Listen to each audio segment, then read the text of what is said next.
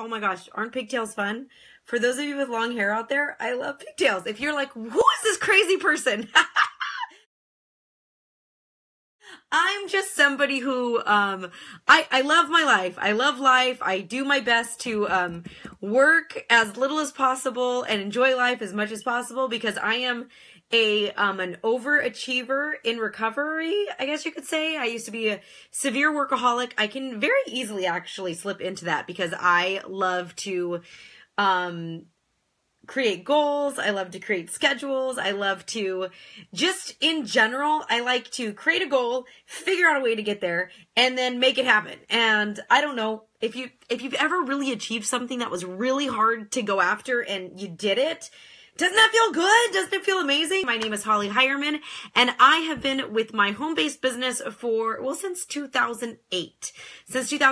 And it has given my husband and I a ton of freedom. We have 2 small children, and we've been able to buy a house, which, of course, this is our only debt, is our mortgage. We were able to put in a pool for cash, and pretty much that's the only debt that we have. So I'm not doing this to toot my own horn. I am doing this to let you know about that I do know what I'm talking about when I'm speaking to the topic of residual income and how to build a business that creates residual income. Now, most of you know, most of us out there have a job, and that's what I started with, a J-O-B, a job, where I had to exchange a certain hour for a certain dollar amount. And most days, most months, there was still way too much month left at the end of the money. Do you know what I'm talking about? Where, didn't matter how much I budgeted, didn't matter how much I put away, didn't matter how much I worked. And trust me, when I started my home-based business, I was already working 4 jobs. Let's see, I had a full-time job. I was working as vice president of Powder Productions. I was a group fitness instructor. And I also did fitness certifications on the weekends. Oh yeah. And then I was also like stuffing papers and things, for my parents' real estate business because I was desperate to make like every single penny I possibly could. I had a tremendous amount of debt. That's another story for another time. The reason that I'm here with you today is because I like to help people figure out how to create residual income so that they're not always strapped for or just like glued to that job. Right? Like right now, I just made a dentist appointment for 11 in the afternoon on a Thursday. That would not be something that's possible if I'm sitting behind a desk from 9 to 5, this many hours a week, right? 40 hours a week plus, right?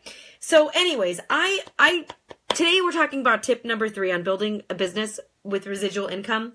There are lots of home-based businesses out there, and there's lots of people who do home-based businesses. However, the reason that they get like the bad stigma that they have is that most people don't know what they're doing. Okay. I'm just going to say that. I've been in the industry long enough to let you know that most people just simply don't know what they're doing. And that's okay because maybe the person that brought them into the business didn't know what they were doing. Maybe they got bad advice. Maybe they didn't get good coaching or mentorship. But here's the deal. When you're building a business, if you eventually want that business to move away from you to where you can schedule a dentist appointment at 11 a.m. on a Thursday, then you need to set your cards up. You need to set your business up right so that you can take some days off. Taking my kids to Disneyland on Wednesday. I would have never been able to do that before, not with the schedule that I had before. So if you're a busy mom, if you're a working mom, or maybe you're just like, well, I'm a mom, but I'm very busy. Trust me, I get it. I get you.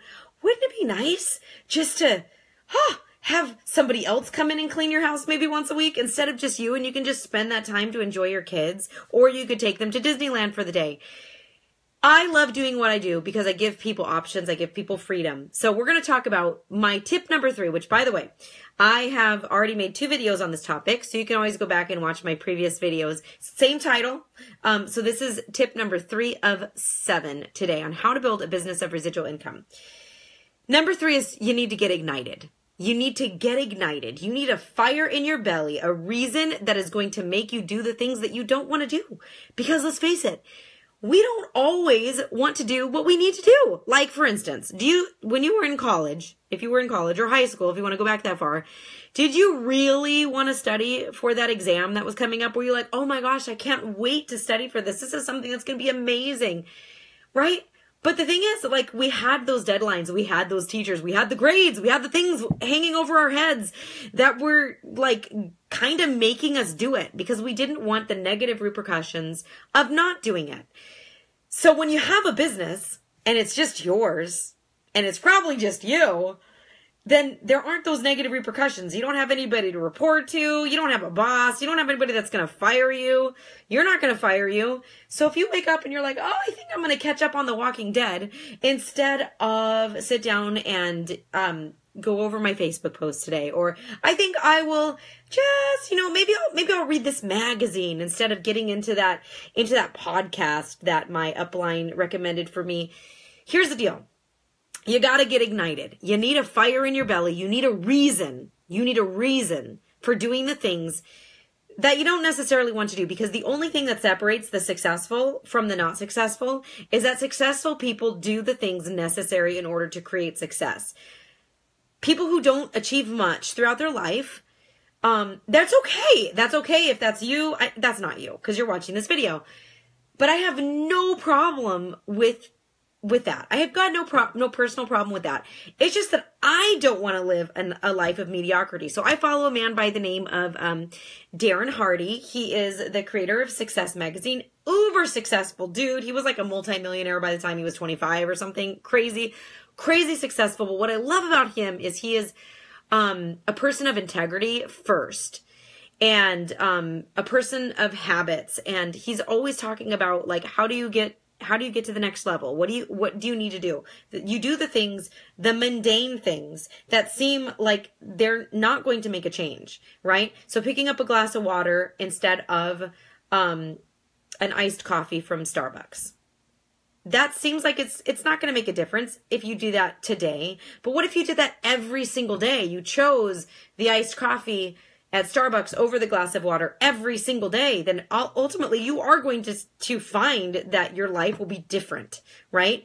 Those who chose the water, that's a healthier choice. So trust me, I love my lattes. Don't get me wrong. So I'm not saying anything negative about that, but what I am saying is the little tiny choices that you make every single day to do better things for you, to move you towards your goals or not, they make a huge difference. So Darren Hardy said on one of his most recent videos was that, look, you need to tap into your emotions when you're working toward a goal. And one of the strongest emotions that you can tap into is frustration, is anger, is just kind of getting pissed, like being pissed about where you are. Being pissed about the situation that you're in. Now, if you've ever been in a situation where you, like, honestly, you all of a sudden, if I've had moments like this where all of a sudden I sat down and it was kind of like, how the hell did I get here? But looking back, hindsight's 2020, you're like, oh, how did you get here? It was one little tiny thing at a time.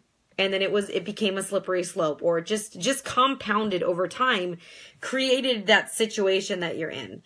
And so, anger, I don't think that it's always a bad thing if you're able to utilize it.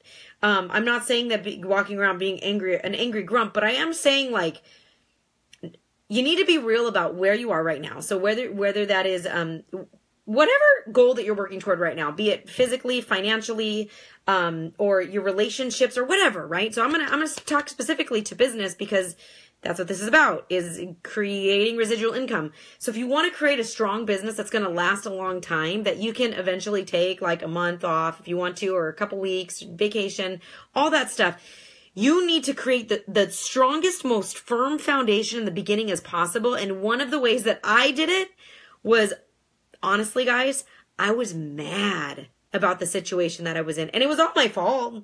I mean, of course, other people played a part.